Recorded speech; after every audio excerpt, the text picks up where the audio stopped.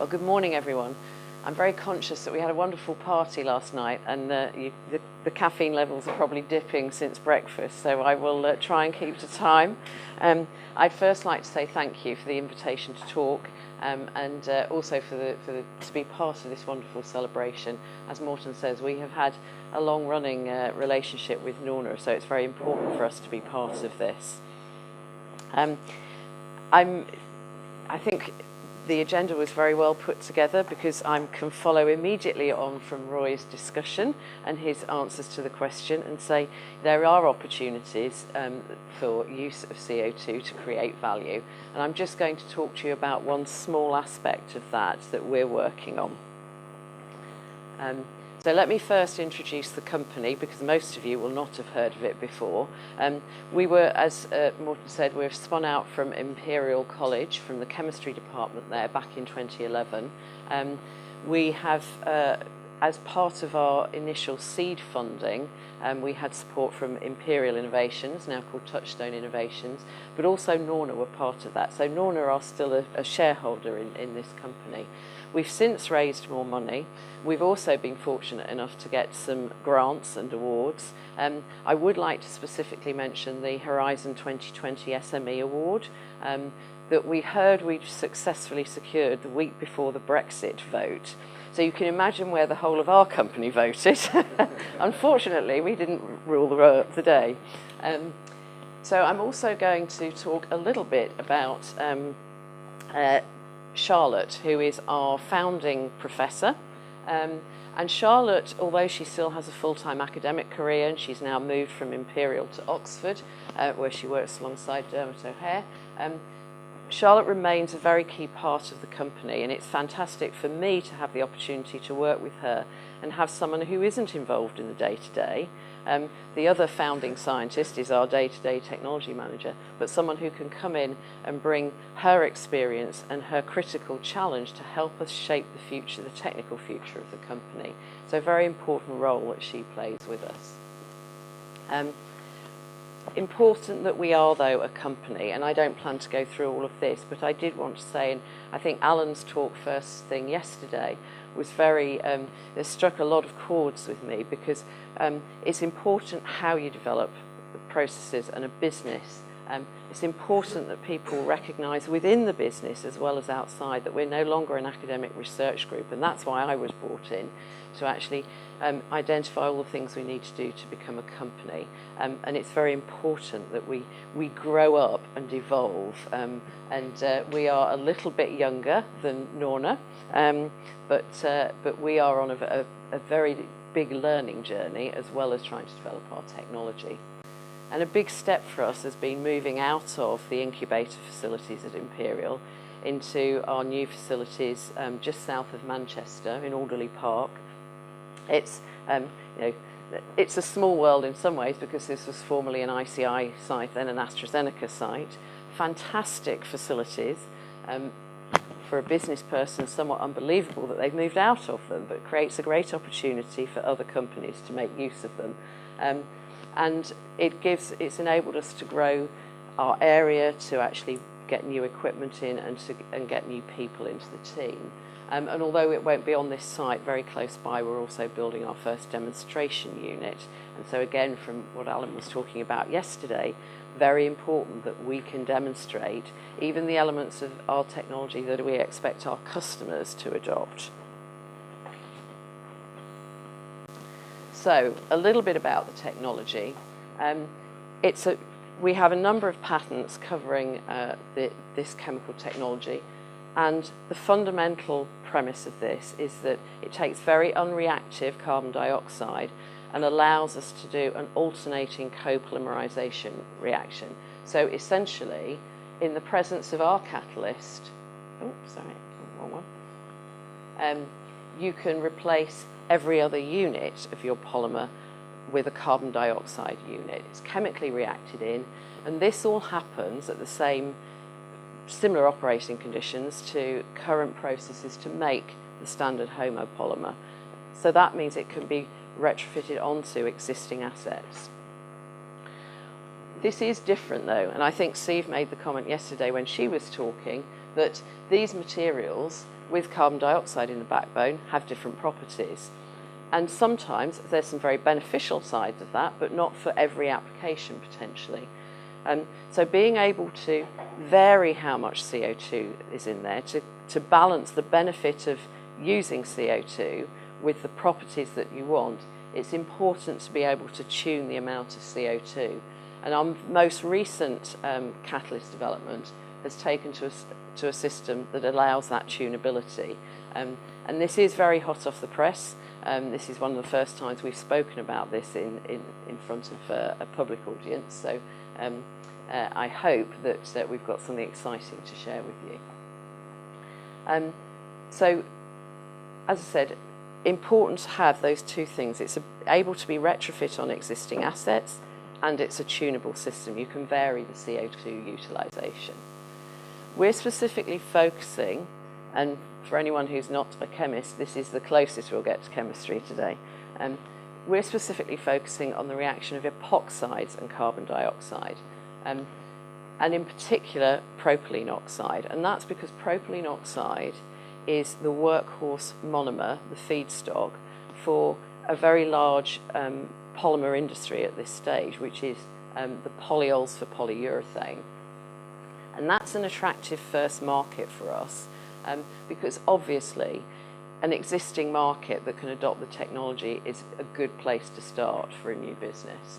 And this is a large market and it's growing consistently. The polyurethane industry also has many application areas, and it's used to dealing with a wide range of polyol materials and new variants all the time, so it's open to innovation. There are also already people talking about CO2 polyols in this area, and so really as we have grown, we've been very pleased to see the growth in interest in the industry. So Covestro, formerly Biomaterial Science, have their DREAM process, and there are others that Steve mentioned yesterday, like Repsol. Saudi Aramco have just made an acquisition of a company who has a similar technology. So important that interest is there in the industry to drive over the conservatism and the hurdles of adopting new technology. Because our technology can be retrofit, it creates the opportunity for us to work with the existing major players. So rather than try to make the plastics ourselves and compete with all of these established names, we can actually work with them and use their skills and experience to drive the adoption of the technology. So hopefully get bigger impact, get more environmental impact as well as the economic benefits sooner. I'm going to explain a little bit about the premise of what we believe is our competitive advantages. This looks more complex than it is. But the horizontal axis is just the maximum CO2 that you can get in percentage terms. And the vertical axis is the pressure of operation of your reactors. So Econic technology is up here, Econic alternating the original technology, maximum CO2 incorporation, and you can do that within the range of the existing reactors. Novema technology, very similar product, very different catalyst system, and has to be operated at higher pressure. So new assets required, still economically feasible assets probably, but not getting into ultra high pressures that would probably make it commercially not viable. If we look over to the left, as you look at it, the Covestro DREAM process, you can get a tiny amount of CO2 in at normal pressures, but you actually have to go into high pressure operation, and that's what they do in their pilot scale to actually get a meaningful amount of CO2 in. To get more CO2, you have to go to really unfeasible pressures. So the dark blue line that goes right across the spectrum shows that with our tunable system we can get up to 80% of the maximum CO2 incorporation within the operating pressures, mostly up to 70–75% at exactly the operating pressures or below that are currently used in the industry. And that's very important. We're the only people who can cover the whole of that range. And what I would also say is this is very early days for the technology, so we're very optimistic that as we optimise and move this forward, we will actually make that drop off into the higher pressure zones more shallow. The reason it's so important to have that tunability is that if we look at the properties that are attractive from having CO2 present in the system, their relevance in different parts of the polyurethane industry where these polyols will be used, it varies. So there's no one point on this spectrum of CO2 content that meets every need of that industry. And by actually being able to tailor, you can have much greater market penetration, much greater relevance. So some of the barriers of high CO2 content, from a technical point of view, are overcome by reducing somewhat the CO2 content, but people want to be able to balance having the maximum CO2 content, therefore the maximum savings, with getting the right properties. So this is a very important part of the technology. It isn't all just about CO2 savings in terms of creating the value here. CO2 would expect to be significantly cheaper than propylene oxide, but also some of the properties that you achieve by having these particular chemical structures are very attractive to the industry, but previously only accessible with very expensive technology. So this gives an attractive range of properties at a lower cost. And it's low, if you don't have to build a new plant, then it's low cost of entry. There will be some changes to how the materials are processed, but even if you take into account that might add some cost into the system, there's still a great deal of value created. And of course, as the catalyst supplier, we would take a share of that value created, but still leave for the polyol manufacturers and for their downstream customers a good chunk of value that can be exploited further. So it is very important for us that people recognise we are a catalyst supplier, that we are not trying to compete with the giants of the polyol industry. But that doesn't mean we don't work with them in partnership. That's very important, obviously, in developing the technology. We also have the opportunity with this very clever catalyst chemistry, actually making the catalyst molecules is something that existing fine chemical contract manufacturers can readily do for us, and we're working in partnership with them. So that gives us the opportunity to not at this stage invest in our own manufacturing capacity, so we get a bit better flexibility on both time and volume growth, and also a lower cost entry. As I say, working in partnership down the chain is very important. Again, as Alan taught us yesterday, you need to be able to demonstrate what you can do. People need to understand the feasibility of the system, but actually, in our experience, people need to be able to at least see, if not touch and feel, what they can achieve with the materials. So a catalyst is a very esoteric thing, and saying you can do this with it is great, but proving you can by giving them a sample of something is much better. And we have done a lot of work in the last 2 years to actually develop our own capability to be able to make the polyols. We would not have been able to do that without working with Norner. And we continue, even as we grow our in-house capability, to work in partnership with Norner and use their equipment, their experience, to actually help us with this aspect of our programme. We are able to make polyols on multi-kilogram scale, and that's enabled us to do some of our own downstream application work. We're not trying to develop new polyurethane applications, we're just trying to prove that we have, if you use these polyols with carbon dioxide in them, they will actually do the job for you if you're targeting rigid foams, with flex foams. I have a picture of that, elastomers, adhesives, coatings, so across the range of the industry. And that's very important for everyone. We travelled light, so we didn't bring a lot of these samples. I'm afraid you're going to have to live with just the pictures. But as I say, very important for us that we have partners who can help us achieve this as we are growing, and very important that we can take this so that we can put the proof in the hands of the people we're trying to convince about our technology.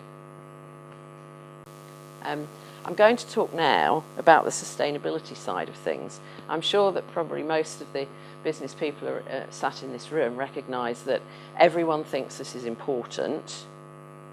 Most people think this is important. Very few businesses feel that they're in a position to invest in this if it costs them. So Roy made the comment that having the right business case is critical, and that's very important for us as a business. But increasingly, this is part of people's agenda as well and does influence decisions. And in trying to think about the CO2 abatement impact of our technology, and reading through many of the reports that are available, we've tried to structure what I would call the hierarchy of CO2 abatement. So it's very like the reduce, reuse, recycle arguments. But the best thing of all is to not create CO2 emissions, to avoid CO2 emissions. Once you've got that CO2, then to use it and create value, to have a strong business case is great. And then I think, as Roy was saying, once you start to have value creating opportunities with that CO2, it can actually form the platform for a CO2 economy, that the material will start to be available more readily, people will start to look at using it, create new opportunities. With storing CO2 still being a very necessary part of that hierarchy, because you'd have to have an awful lot of very big ways of using it to resolve all of the issues that we have. And if we think specifically about Econic's technology, then we have this unique advantage with the propylene oxide epoxide systems, where for every tonne of CO2 that we use in making a polyol, there are 2 tonnes of CO2 emissions avoided, and that's because PO is a fairly CO2 intensive chemical feedstock. So by not actually needing to use that PO, not being generated for this chain of industry, means you save 2 tonnes. So we get this triple whammy effect. And Roy mentioned some numbers. We've tried to project forward and say if we got 30% market penetration with this technology, in 2026 we think that's a few million tonnes of CO2 per annum. Cumulatively, over a 10-year period, then you're talking about 40 to 50 million tonnes. So it doesn't solve the world's carbon emissions problem, but it does actually have an economically viable chunk go at addressing a chunk of that, which could be the platform, could be something that encourages the wider investment. And just same slide, but with a picture of how that looks. Just want to point out that around about here, 2024, 25, you're talking about more than 1 million cars off the road in terms of an equivalent of this. But you can see that scaling, and this is from our current technology platform.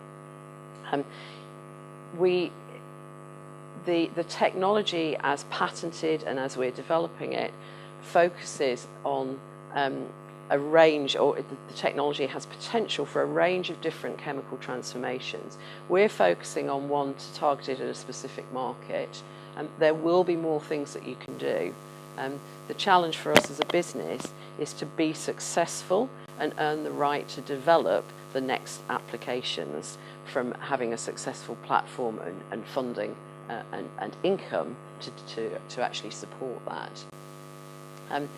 I do want to mention the very next market opportunity, because this uses exactly the same technology we're looking at, but instead of making polyols, you would make higher molecular weight materials.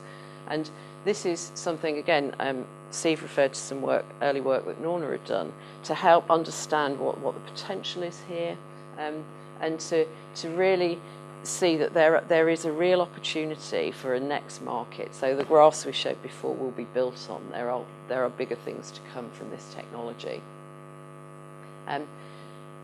I'm going to close there. I hope I've given you a view of the company, the fact that we can use carbon dioxide to create value, and that our technology in particular has a very unique balance of a very strong economic prospect as well as the environmental prospect. And I hope that on the 20th anniversary I'll be able to come back and tell you the success stories around this and what we're doing with the next platforms. Thank you.